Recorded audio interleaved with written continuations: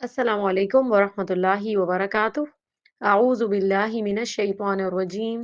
بسم اللہ الرحمن الرحیم۔ رب اشرح لی صدری ویسر لی امری واحلل عقدۃ من لسانی یفقہوا قولی۔ الحمدللہ، آج کا ہمارا ٹاپک ہے صدقہ۔ نبی کریم صلی اللہ علیہ وسلم رمضان میں باقی تمام سال کی نسبت زیادہ صدقہ و خیرات کیا کرتے تھے۔ ہمیں بھی چاہیے کہ خصوصاً رمضان کے مہینے میں دل کھول کر اللہ کی راہ میں زیادہ سے زیادہ خرچ کریں۔ پھر یہ کہ بہترین صدقہ وہ ہے کہ صدقہ کرنے کے بعد بھی اتنا مال باقی ہو کہ انسان دوسروں سے بے نیاز ہو، اسے مانگنے کی ضرورت پیش نہ آ جائے۔ یاد رکھیں، صدقہ کرنے سے مال کم نہیں ہوتا، بلکہ اللہ اس کا اجر کئی گنا بڑھا دیتا ہے۔ صدقہ اللہ کے عرش کے سائے میں جگہ ملنے کا سبب ہے، خصوصاً جب چھپا کے صدقہ کیا جائے۔ نبی کریم صلی اللہ علیہ وسلم نے فرمایا، صدقہ گناہوں کو اس طرح مٹاتا ہے جیسے پانی آگ کو مٹاتا ہے۔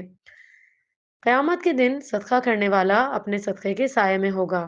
صدقہ قبر کی آگ بجھانے کا ذریعہ ہے۔ صدقے کا اجر جنت کے دروازے پر لکھا ہوا ہے۔ ہمیں اہل و عیال، رشتہ داروں، فقراء، مساکین پر خرچ کرنے کے علاوہ نیکی کے دیگر کاموں، مثلاً مساجد کی تعمیر و ترقی، کنووں کی کھدائی، پینے کے پانی کا انتظام، ان پر بھی خرچ کرنا چاہیے۔ صدقہ جاریہ جو ہوتا ہے موت کے بعد بھی فائدہ دیتا ہے۔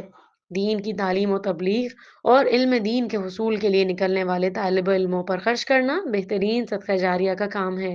ماہ رمضان میں زیادہ سے زیادہ روزے داروں کے افطار کا اہتمام کریں، خصوصاً فقراء، مساکین، ضرورت مندوں کو یاد رکھیں۔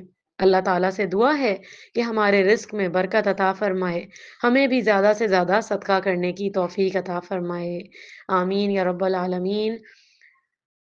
السلام علیکم ورحمۃ اللہ وبرکاتہ۔